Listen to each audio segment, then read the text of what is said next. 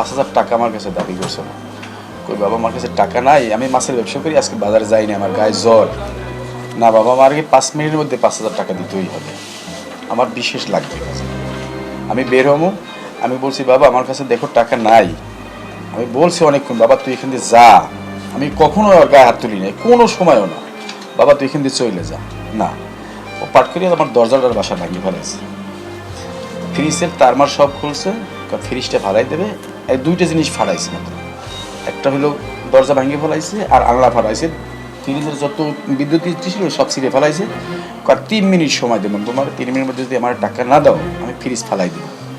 তো ফ্রিজ ফেলাবো, 5 মিনিটের পর সমস্ত ঘরে আমি আগুন দেবো, তোমাকে দুবার আটকে এই জনজনারে। এখন আমরা কি করতে পারি আর, আমাদের কি করণীয় আছে? নিজের তো জীবন রক্ষা করতে হবে, বাঁচতে হইবে সমাজে। 5 মিনিটের মধ্যে আমরা ঘরে আগুন দেবো।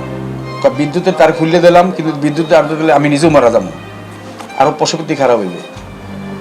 আর মায়ের গায়ে খুব অত্যাচার করছে, আর মায়ের একটা লাথি দিয়েছে, আর মা অনেক দূরে পড়ে গেছে। পড়াশোনা করতে এসেছি, পরীক্ষা দিয়েছিল ফার্স্ট ইয়ারে, তারপর আর পড়াশোনা করে নাই। আর মায়ের একটা লাথি মারছে, মা অনেক দূরে পড়ে গেছে। এখন তার আমি আমার সন্তান না, আমি স্বামী হয়ে তার তো আত্মরক্ষা করার জন্য আমার কিছু করতে হইবে, আমার স্বামী হিসেবে তো কর্তব্য আছে। আমি তার একটা পাশেই একটাই ছিল, একটা লাঠি রডের মতো ছিল, পাইপ, প্লাস্টিকের পাইপ না, ওটা মনে হয় লোহারই পাইপ। আমি মনে অজান্তে 2টা বাড়ি দিছি তারে, 2-3টা। একটা বাড়ি মনে হয় বেজাগায় পড়ে অ্যাক্সিডেন্ট হয়ে গেছে। আমরা সাথে সাথেই আমরা থানায় আসছি, আমরা মনে করছি নাই, কি মেডিকেল নিয়েছে কে নিয়েছে তাও আমরা জানি না। আমরা দুজনই ওসি সাহেবের কাছে আমরা সমর্থন করছি যে স্যার এরকম ছেলে অন্যায় করছে স্যার, আর মাকে লাথি মারছে, আমার গলা চেপে ধরছে, আমরা কি করবো? হাতের দ্বারে লাড়ি ছিল স্যার, 2টা বাড়ি দিছি।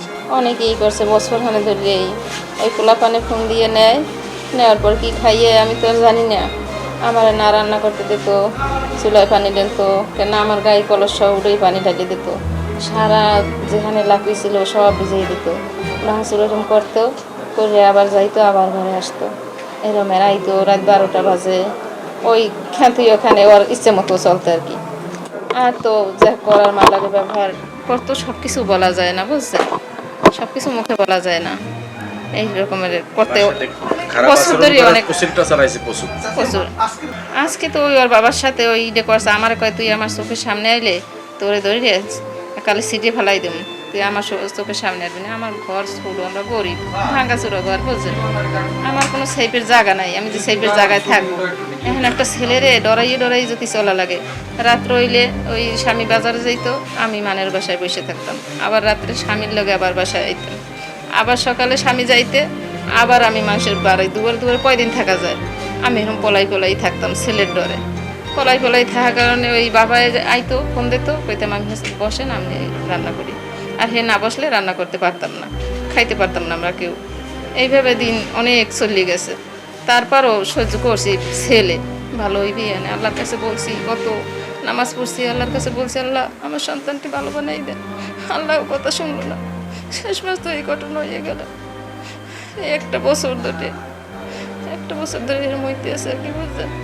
হ্যাঁ, ওরে ফোন দিতে, ওর মোবাইলে তো ফোন আপনারা পাইবেন যদি করেন, যারা ফোন দিছে ওইরকম রাত্রে বলাই নিত, সকালে বলাই নিত, তারপর বাসায় যাইও বলাই আনতো। একটা সামরাই 2 দিন আগেই বাসায় ও ঘুমায়, ওরে উঠেই নেছে, ও একটা গামছা কান্দে দিয়ে এবার গেছে রাস্তার কুলে, যাই কি করে এসে তা তো জানি না, বুঝছেন।